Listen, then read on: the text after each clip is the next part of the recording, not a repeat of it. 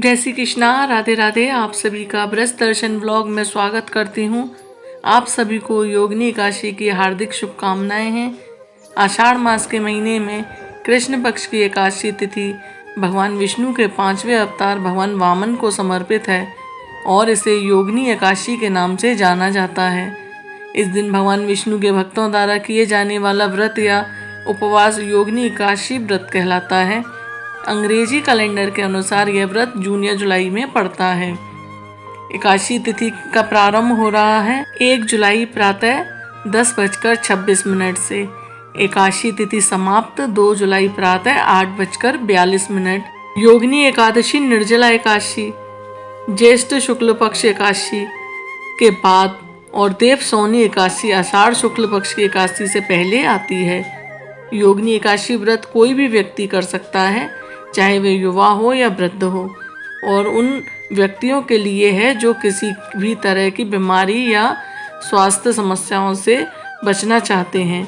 यह व्रत उन लोगों के लिए है विशेष रूप से जो कुष्ठ रोग सहित किसी भी त्वचा संबंधी समस्या से पीड़ित हैं। यह व्रत कई अन्य एकादशी व्रतों की तरह काफ़ी फलदायी है और सभी पिछले पापों और बुरे कर्मों को दूर करता है और अच्छा स्वास्थ्य प्रदान करता है।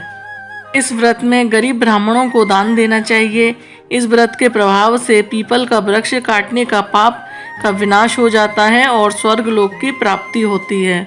योगिनी एकादशी व्रत करने की विधि कुछ इस तरीके से है और एकादशियों की तरह ही योगिनी एकादशी का व्रत किया जाता है। इस व्रत को करने वाले को तामसिक भोजन का पूरी तरह से त्याग करना चाहिए और सात्विक आहार अपनाना चाहिए और उसे सभी भौतिक सुखों से भी दूर रहना चाहिए।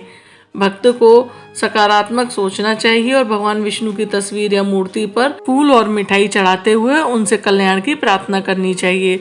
भगवान को अर्पित करने के लिए एक थाली में धूपबत्ती, दीपक, जल का पात्र और घंटी जैसी पूजा की अन्य सामग्री रखनी चाहिए। तुलसी के पत्ते एक दिन पहले ही खरीद लेने चाहिए क्योंकि एकादशी वाले दिन तुलसी नहीं तोड़ी जाती। सभी भक्त इसे भगवान विष्णु को अर्पित करते हैं। इस दिन पीपल के पेड़ की पूजा करना भी शुभ माना जाता है। परिवार के अन्य सदस्य भी पूजा में शामिल हो सकते हैं, भले ही वे उपवास करें या ना करें, और परिवार के स्वास्थ्य और खुशहाली के लिए ऊंची आवाज़ में भजन और आरती गा सकते हैं। पूजा समाप्त होने के बाद सभी को प्रसाद बांटा जाता है और इसमें मिठाई या फल शामिल होना चाहिए। मिठाई खोआ की रखनी चाहिए।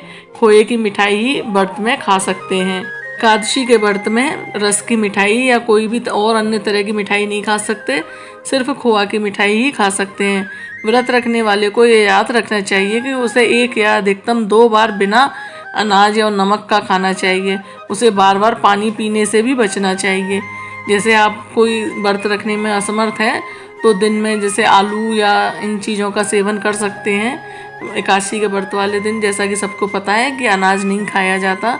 जैसे एकादशी के और व्रतों में एक टाइम बैठ के फलार किया जाता है, ऐसे ही इस व्रत में भी आप एक टाइम बैठ के शाम को फलार करें। योगिनी एकादशी को उड़ीसा में खली लागी एकादशी या अंसारा एकादशी भी कहा जाता है। यह एकादशी जीवित देवता जगन्नाथ के भक्तों के लिए अद्वितीय है क्योंकि इस दिन जगन्नाथ भगवान श्री कृष्ण, बलभद्र कृष्ण के बड़े भाई बलराम जी और सुभद्रा उनकी छोटी बहन, उन तीनों की मूर्तियों का औषधियों से उपचार किया जाता है क्योंकि ऐसा माना जाता है कि स्नान पूर्णिमा के दौरान स्नान करने के बाद वे बुखार से पीड़ित हो जाते हैं। मूर्तियों को गर्भगृह से एक अलग कमरे में रखा जाता है क्योंकि देवताओं को स्वस्थ लाभ के लिए एकांत में रखा जाता है। इस दिन के अनुष्ठानों में चंदन और खली नामक एक कार्बनिक पेस्ट का उपयोग किया जाता है जिससे इसे खली लागी एकादशी नाम मिला है। एकादशी के कुछ दिनों बाद देवता पूरी तरह से ठीक हो जाते हैं और वे अपनी मौसी के घर जाते हैं जिसे प्रसिद्ध रथ यात्रा के रूप में मनाया जाता है। आइए हम सब सुनते हैं योगिनी एकादशी व्रत कथा। प्राचीन काल में धर्मराज युधिष्ठिर कहने लगे कि भगवान, मैंने ज्येष्ठ शुक्ल पक्ष एकादशी के व्रत का महात्म तो सुना है, अब कृपया कर आषाढ़ कृष्ण एकादशी की कथा सुनाइए। इसका नाम क्या है और क्या महात्म है, यह भी मुझे बतलाइए।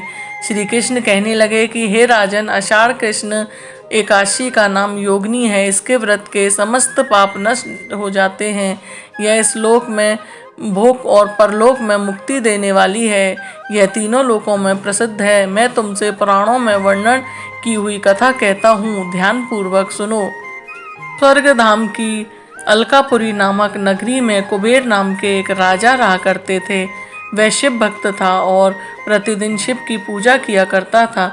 हेम नाम का एक माली पूजन के लिए उसके यहाँ फूल लाया करता था। हेम की विशालाक्षी नाम की सुंदर स्त्री थी। एक दिन वह मानसरोवर से पुष्प तो ले आया, लेकिन कामवक्त होने के कारण वह अपनी स्त्री से हास्य विनोद तथा रमण करने लगा। इधर राजा उनकी दोपहर तक राह देखने लगा। अंत में राजा कुबेर ने सेवकों को आज्ञा दी कि तुम लोग जाकर माली के ना आने का कारण पूछ कर आओ, क्योंकि वह अभी तक पुष्प लेकर नहीं आया। सेवकों ने कहा कि महाराज, वह पापी अधिकामी है, अपनी स्त्री के साथ हास्य विनोद रमण कर रहा होगा। यह सुनकर कुबेर ने क्रोधित होकर उसे बुलाया। हेममाली राजा के भय से कांपता हुआ उपस्थित हुआ। राजा कुबेर ने क्रोध में आकर कहा, अरे पापी नीच कामी, तूने मेरे परम पूजनीय ईश्वरी श्री शिवजी महाराज का अनादर किया है, इसलिए मैं तुझे शाप देता हूँ। तू स्त्री का वियोग सहेगा और मृत्यु लोक में जाकर कोढ़ी होगा। कुबेर के शाप से हेममाली का स्वर्ग से पतन हो गया और वह उसी क्षण पृथ्वी पर गिर गया। भूतल पर आते ही उसके शरीर में श्वेत कोण हो गया। उसकी स्त्री भी उसी समय अंतर्ध्यान हो गई। मृत्यु लोक में आकर माली ने महान दुखों को भोगा। भयानक जंगल में जाकर बिना अन्न और जल से भटकता रहा। रात्रि को निंद्रा भी नहीं आती थी, परंतु शिवजी की पूजा के प्रभाव से उसको पिछले जन्म की स्मृति का ज्ञान अवश्य रहा। घूमते घूमते वह एक दिन मार्कंडेय जी ऋषि के आश्रम में पहुंच गया, जो ब्रह्मा से भी अधिक वृद्ध थे और जिनका आश्रम ब्रह्मा जी की सभा के समान लगता था। हेममाली वहां जाकर उनके पैरों में पड़ गया। उसे देखकर मार्कंडेय ऋषि बोले, तुम ऐसा कौन सा पाप करके आए हो जिसके प्रभाव से तुम्हारी यह हालत हो गई है। हेममाली ने सारा वृतांत कह सुनाया। यह सुनकर ऋषि बोले, निश्चित ही तूने मेरे सम्मुख सत्य वचन कहे हैं, इसलिए तेरे उद्धार के लिए मैं एक ऐसा उत्तम व्रत बताता हूँ। यदि तू आषाढ़ मास के कृष्ण पक्ष की योगिनी नामक एकादशी का विधि पूर्वक व्रत करेगा तो तेरे सब पाप नष्ट हो जाएंगे। यह सुनकर हेममाली ने अत्यंत प्रसन्न होकर माली ने मुनि को प्रणाम किया। मुनि ने उसे स्नेह के साथ उठाया। हेममाली ने मुनि के कथा अनुसार विधि पूर्वक से योगिनी एकादशी का व्रत किया। इस व्रत के प्रभाव से अपने पुराने स्वरूप में आकर वह अपनी स्त्री के साथ सुखपूर्वक रहने लगा। भगवान कृष्ण ने कहा, हे राजन, यह योगिनी एकादशी का व्रत 88,000 ब्राह्मणों को भोजन कराने के बराबर फल देता है। इसके व्रत से समस्त पाप दूर हो जाते हैं और अंत में स्वर्ग को प्राप्त होते हैं।